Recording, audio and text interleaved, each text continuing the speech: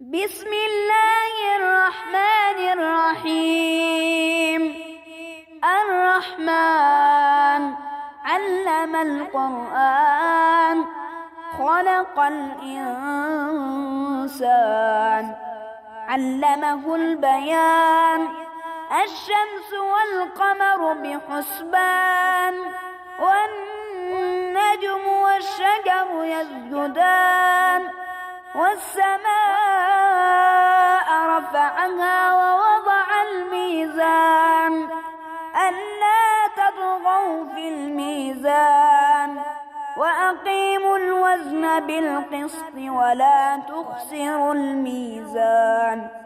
والأرض وضعها للأنام فيها فاكهة والنخل ذات الأكمام والحب ذو العصف والريحان. فبأي آلاء ربكما تكذبان؟